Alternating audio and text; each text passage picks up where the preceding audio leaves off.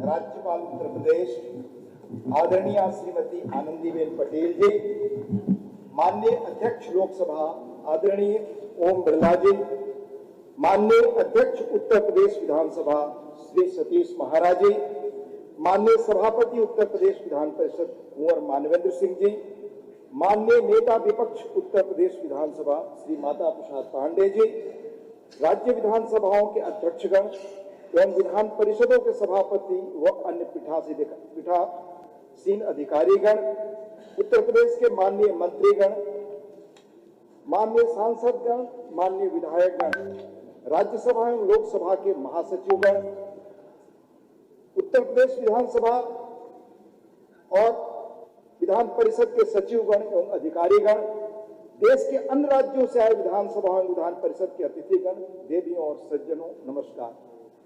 ऐतिहासिक शहर तहजीब का पर्याय लखनऊ के AIPOC सम्मेलन में आप सबका हृदय से स्वागत।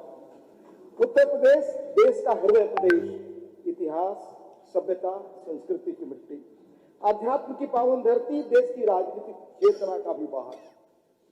काशी, प्रयाग, अयोध्या, नैमिषारण्य, चित्रकूट और सारनाथ जैसी पावन जगहें जो साहित्य आदरणीय महाना जी के सौजन्य से हम सबको रात में पढ़ने को मिला, उसमें एक अच्छा स्लोगन देखा, यूपी नहीं देखा तो इंडिया नहीं देखा। इसलिए यह सम्मेलन सार्थक व संदेश भरा। उद्घाटन अधिवेशन के लिए महामहिम राज्यपाल महोदया जी ने समय दिया, हृदय से उनका आभार। उनका लंबा सार्वजनिक जीवन एवं अनुभव, शांत स्वभाव, दृढ़ विश्वास हम सबके लिए बड़ा प्रेरक और इंस्पायरिंग है। खासतौर पर जमीनी स्तर पर महिला नेताओं के लिए आप एक रोल मॉडल हैं। AIPOC पीठासीन अधिकारियों के बीच जीवन संवाद का प्रभावी मंच है। हालांकि यह आयोजन वर्ष में एक बार होता है, फिर भी माननीय लोकसभा अध्यक्ष श्री ओम बिरला जी के प्रोत्साहन एवं मार्गदर्शन में हाल के वर्षों में हमें विभिन्न विषयों पर मिलने एवं विचार विमर्श के अधिक अवसर मिल रहे हैं। लगातार महत्वपूर्ण संसदीय विषयों पर राष्ट्रीय सम्मेलन जैसे PSC कमेटी का सम्मेलन, एस्टीमेट कमेटी का मुंबई में, महिला सशक्तिकरण का तिरुपति में, SC/ST कमेटी का भुवनेश्वर में, इसके अलावा इंडिया के भारत के अलग अलग CPA रीजन के कॉन्फ्रेंसें, खासकर नॉर्थ ईस्ट की रेगुलर मीटिंगें, संसद या विधानसभाओं का व्यवधान देखने वाले लोग जरूर कभी बाहर से यह काम भी संसद का जो निरंतरता है वह देखेंगे, मुझे यकीन है। लखनऊ के इस सम्मेलन में शानदार स्वागत और एक्सेलेंट हॉस्पिटैलिटी के लिए विधानसभा के माननीय अध्यक्ष और उत्तर प्रदेश के माननीय मुख्यमंत्री समेत पूरी सरकार का हृदय से आभार। पिछले कुछ वर्षों से माननीय महाना जी को व्यक्तिगत रूप से जानने का अवसर मिला। हर सम्मेलन के दौरान महाना जी का उत्साह और विवेकपूर्ण विचार हमें और अधिक समृद्ध बनाता है। आपके नेतृत्व में उत्तर प्रदेश विधानसभा में टेक्नोलॉजी के अधिक इस्तेमाल के अलावा अनेक इनोवेटिव प्रयोग हुए हैं। बहुत संक्षेप में दो चार का मैं उल्लेख करना चाहूंगा जिनसे हम सब प्रेरणा पा सकते हैं, सीख सकते हैं। आपके द्वारा हाउस चलाने में कंसल्टेटिव मैकेनिज्म और कंसेंसस बिल्डिंग का प्रयास अनुकरणीय है।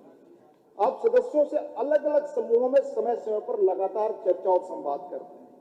राज्य के विभिन्न भौगोलिक क्षेत्र के सदस्यों से उनकी विशिष्ट समस्याओं के बारे में बात करते हैं और सुझाव लेते हैं। अपने अलग अलग प्रोफेशन से आए जो विधायक एक्सपर्टाइज लेकर आए हैं उनसे परामर्श करते हैं। उनके कैपेसिटी बिल्डिंग और कार्य क्षमता की वृद्धि के बारे में सुझाव देते हैं, सलाह लेते हैं। माननीय सदस्यों से जुड़ी समस्याओं पर भी वो चर्चा करते हैं। इस विधानसभा में पहली बार 22 सितंबर 2022 को एक ऐसा सेशन आयोजित किया जिसमें सदन की कार्यवाही में केवल महिला सदस्यों ने भागीदारी की, जिसमें महिला सदस्यों ने ही अध्यक्षता की। उत्तर प्रदेश विधानसभा द्वारा विजन डॉक्यूमेंट 2047 पर एक ही बैठक में लगभग 27 घंटे की निरंतर बहस और इसी तरह विधान परिषद में लगातार 27 घंटे बहस, ये सभी विधायी कदम अनुकरणीय हैं, प्रेरक हैं।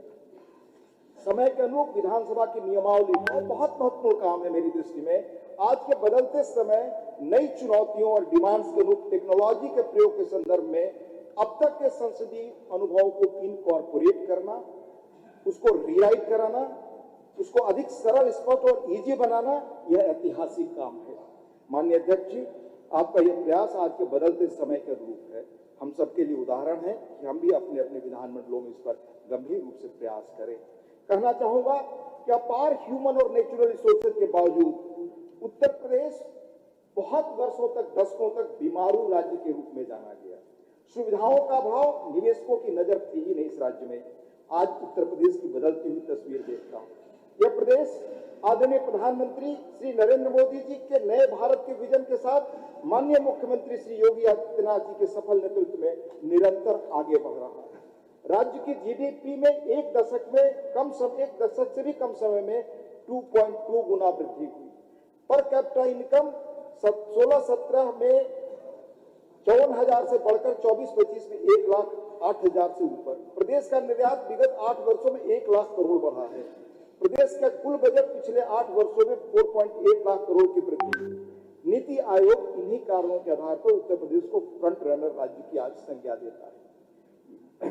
कभी समस्या प्रदेश माना जाता था शास्त्रियों की निगाह में, आज यह अवसरों के प्रदेश के रूप में तब्दील हो रहा है।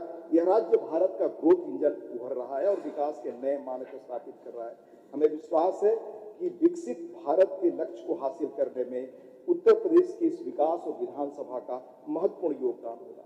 हम याद करें, आज जहां हम बैठे हो विधानसभा प्रेरणापूर्ण। इस विधानसभा ने 4 भारत रत्न दिए। पंडित गोविंद बल्लभ पंत जी, राजर्षि पुरुषोत्तम दास टंडन जी, श्री लाल बहादुर शास्त्री जी और चौधरी चरण सिंह। इसी विधानसभा ने देश को पहली महिला मुख्यमंत्री सुचित्रा कृपलानी के रूप में दिया। साहित्य वाचस्पति, स्वाधीनता सेनानी, राष्ट्रवादी शिक्षाविद डॉक्टर संपूर्णानंद को मुख्यमंत्री चुना। इसी सदन ने तपस्वी राजर्षि पुरुषोत्तम दास टंडन को 2 बार अध्यक्ष चुना। पहले अध्यक्ष वही थे 1936 में, फिर 1946 में। यही आचार्य नरेंद्र देव जैसे व्यक्ति हैं। संविधान लागू होने के पहले इसी असेंबली ने जमींदारी उन्मूलन और भूमि सुधार बिल 1949 और UP agriculture tenancy bill 1949, acquisition of privileges जैसे भूमि सुधार और कृषि सुधार के क्रांतिकारी बिल पास किए संविधान बनने और लागू होने के पहले। उत्तर प्रदेश की विधानसभा की यह सदन इतिहास को जीता है, जीवंत है, ऊर्जा देता है। इसी ऐतिहासिक भवन में हो रहे एआईपीओसी के सम्मेलन के चर्चा के लिए 3 महत्वपूर्ण विषयों का चयन करने के लिए माननीय अध्यक्ष लोकसभा का पुनः आभार। वे विषय हमारे भविष्य, हमारी जरूरतों के और हमारी बनने वाले इतिहास से जुड़े हैं। विधायिकाओं में टेक्नोलॉजी के प्रभावी उपयोग का विषय अत्यंत ही सामयिक है।